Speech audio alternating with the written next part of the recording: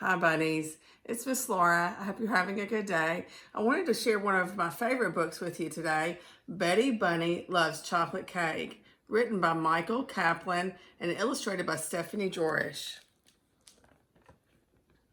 There's Betty Bunny. Betty Bunny was a handful. She knew this because her mother always said, "Betty Bunny, you are a handful." And her father always said, "Your mother sure is right about that." Betty Bunny knew that her mother and father loved her, and so being a handful must be very good. One day, after a healthy dinner of carrots, potatoes, and peas, Mother said, "Who wants dessert? I have chocolate cake." Betty Bunny, who was not very good at trying new things, announced, "I don't like chocolate cake. Chocolate cake is yucky." "What's chocolate cake?" So her mother gave her a piece, and Betty Bunny tried it. It was the yummiest thing she had ever put in her mouth.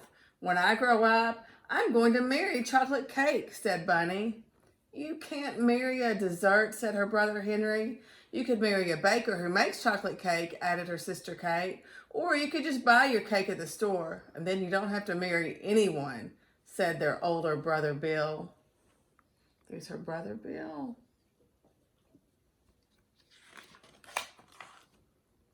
Betty Bunny thought about it for a while. "No," she finally said, "I'm going to marry chocolate cake." "Whatever," said Bill, "but you're going to have really weird looking kids." That night, Betty Bunny's mother kissed her and tucked her in. "Good night, Betty Bunny. I love you," she said. Betty Bunny looked up into her mother's eyes and said, "Good night, Mommy.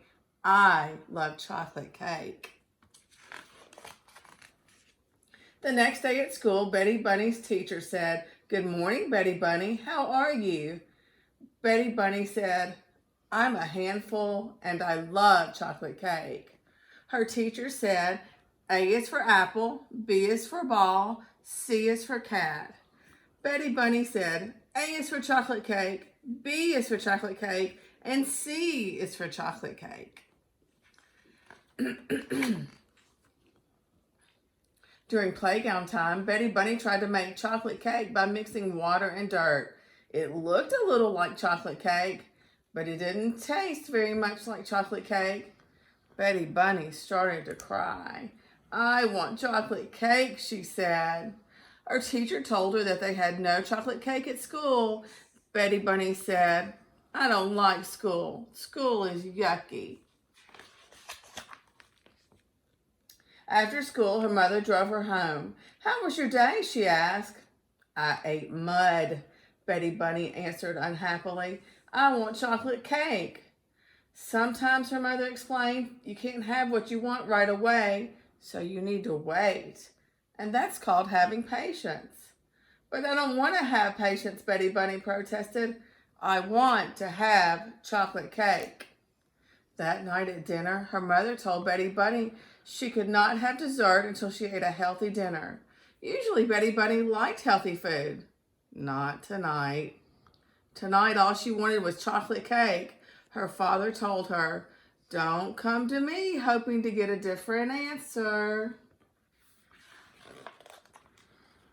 Henry said, "If you were smart, you'd eat some peas." And Kate said, "You should try some carrots. They make cake out of them too, you know." And Bill said, "Why don't you have some chocolate cake? That's what you really want." "Oh no, wait, you can't." Ha ha. That wasn't very nice. Betty Bunny picked up some peas. She threw them at Henry. She threw some carrots at Kate. And worst of all, she threw mashed potatoes at Bill. And they stuck to his forehead. Everyone was shocked. Even Betty Bunny was shocked. She really hadn't meant to do something so awful.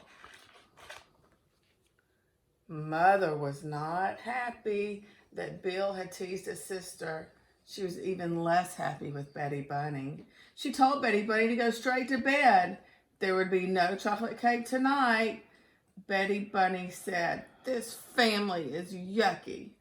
And then she remembered she was hungry, so she crammed her mouth full of peas, carrots, and mashed potatoes and ran off to bed. When her mother came into her room to kiss her goodnight, she told Betty Bunny, "Sweetheart, you know I still love you." "Mommy," Betty Bunny said, "you know I still love chocolate cake." Just thinking about the cake she was not eating made her cry.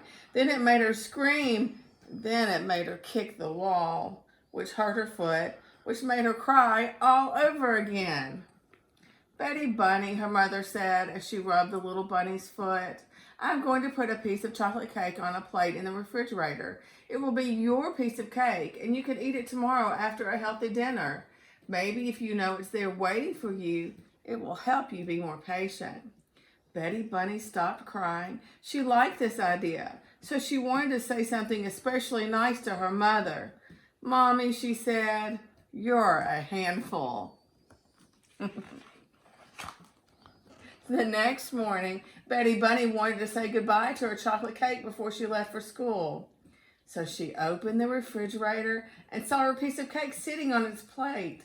It looked so lonely. Betty Bunny knew that the cake would miss her all day while she was at school. So she picked it up and she put it in her pocket.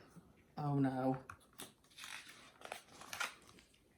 At school, her teacher said, "Betty Bunny, you seem very happy today." Betty Bunny just giggled. There was chocolate cake in her pocket and no one knew it but her. As Betty Bunny finished munching her last carrot at dinner that night, her mother smiled. "Betty Bunny," she said, "you were patient and waited all day long for your cake. You ate a good dinner. I am very proud of you. Would you like to get out your cake now?" Betty Bunny reached into her pocket. Her cake was gone. Instead of cake, her pocket was filled with a brown, goopy mess. "Uh-oh, my cake," she said. It's just a big brown mess in her pocket and on her hand. Henry said, "I can't believe you put cake in your pocket." And Kate said, "Betty Bunny, food does not go in your pocket."